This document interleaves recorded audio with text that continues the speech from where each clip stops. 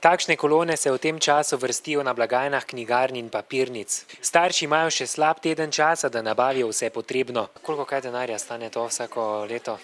Ja, celotno vsoto bi vam težko povedala. Zdaj recimo sem dala 160 € za zvezke, za delovne zvezke in za nekaj svinčnikov.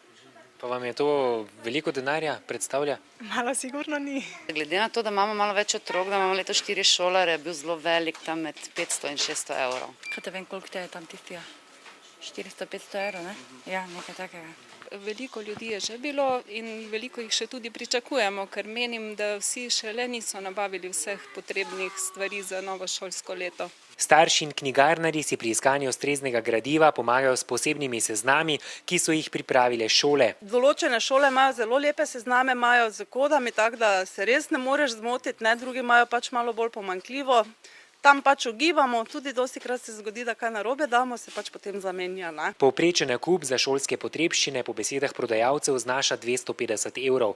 Finančna kriza se še vedno precej pozna. Bom rekla, da je bilo prejšnja leta kar bistveno več, ljudje so se bolj, otroci so si zbirali dražje stvari, tudi take, ki jih niso rabili, ne, tega je sedaj zelo malo, ne. Da staršem kupovanje šolskih potrebščin predstavlja precejšen finančni zalogaj, opažajo tudi na Rdečem križu, kjer zbirajo pomoč za šolske potrebščine najbolj ogroženih družin. Potrebe so 40-50% večje, kot je bilo to zaznati v lanskem letu. Tudi lansko leto smo govorili o 30-40% povečanju, potem si znate predstavljati, kakšna stiska je v številnih socialno ogroženih družinah v teh dneh pred začetkom novega šolskega leta.